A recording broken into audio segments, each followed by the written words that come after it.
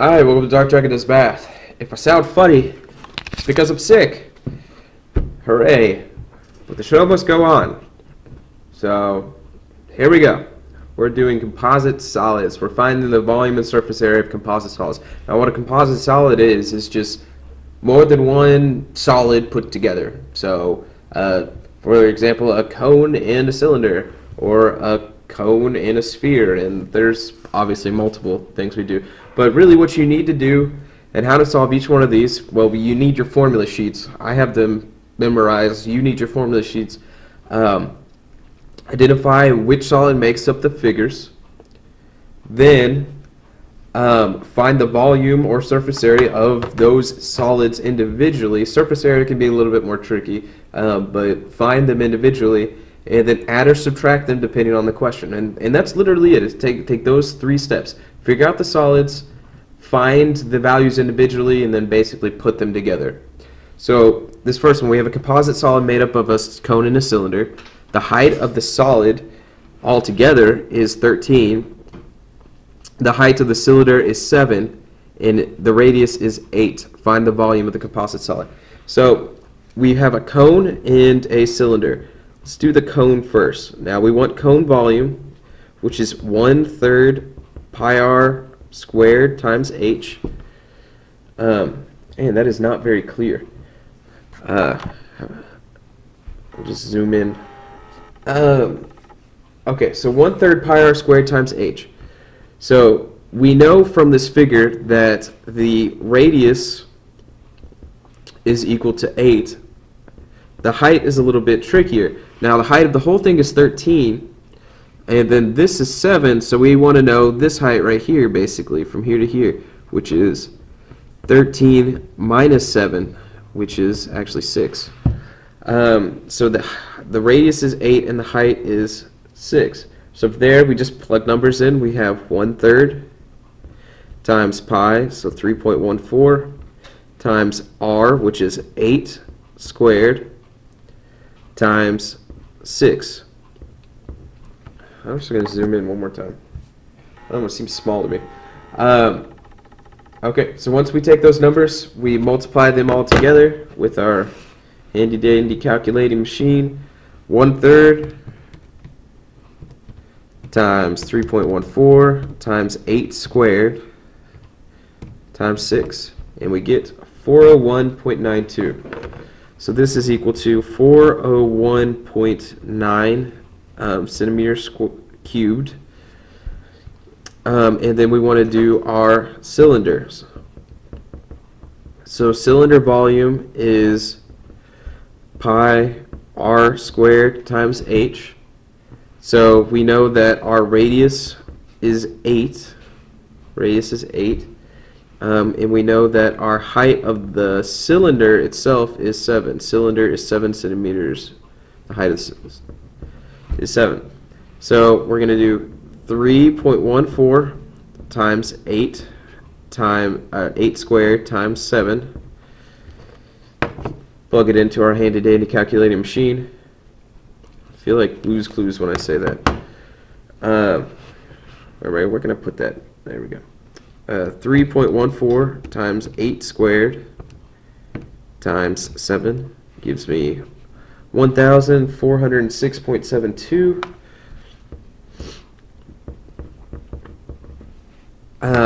And so we just want to add them together, since to get the whole thing is both of those values put together. So that's going to be 1,406.72 plus 401.9, and I get 1,808.6. That's centimeters cubed. Alright, this one is surface area.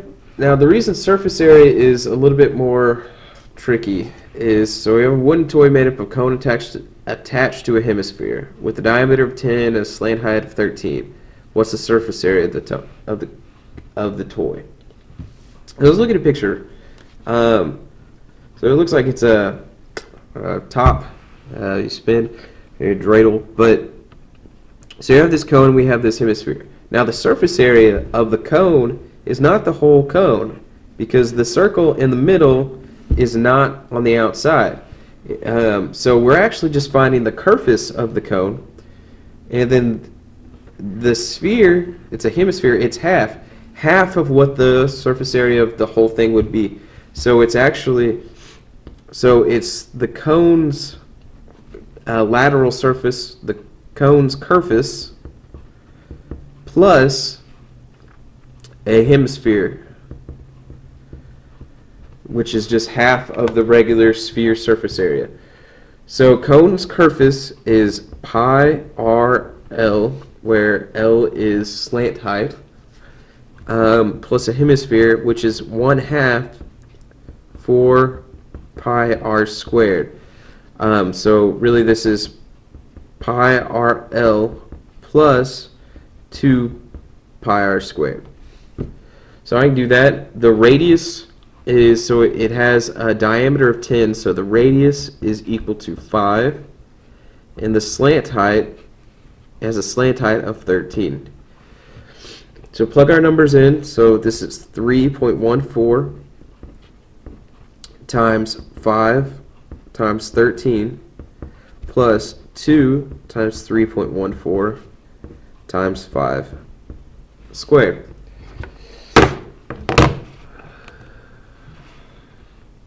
So 3.14 times 5 times 13 gives me 204.1. 2 times 3.14 times 5 squared, so 5 times 5 will give me 157. Add those together, plus 204.1 gives me 361.1. 361.1 centimeters squared. So again, all I'm doing is I'm finding surface area of one and the other shape and just kind of bunching them together. Volume of one, volume of the other, adding them together. Now this one is a little bit different. So we have a candle holder in the shape of a cube with a cylindrical hole through the middle. The edge length of the cube is 15 centimeters. The height of the cylindrical hole is 9 centimeters. Its radius is 2.5. What is the volume of the candle holder? So here's kind of a picture of it. What it is it's this cube that's had this cylinder kind of cut out of it. So since this is gone, we are actually going to subtract this time. But we still have a cube minus the cylinder. So remember the volume and its volume, right? So what is the volume? A cube is whatever the side length is cubed, and the cylinder is pi r squared times h. So remember the side length of the cube, S, is 15. It's 15 times 15 times 15. And r of the cylinder, the radius of the cylinder is right here, that's 2.5. And the height of the cylinder, which was 9, height of the cylinder is equal to 9, this length right here. So plug numbers in. We have S cubed, so 15 cubed, minus 3.14 times R, so 2.5 squared, times 9. I'm going to draw a line there so that doesn't get confusing. So 15 cubed, 15 to the power of 3. I just did that, of course. 15 to the power, good grief. 15 to the power of 3 is 3,375 minus 3.14 times 2.5 squared. So 176.6. So 3,075 minus 176.6. We get a total of 3,198.4 centimeters cubed. And that's it. So basically it's the things that we've been doing except for you're finding multiple, then you're adding, subtracting them, or sometimes multiplying by a number, but that just depends on the question. Anyways, here's some examples on the back, but regardless, math.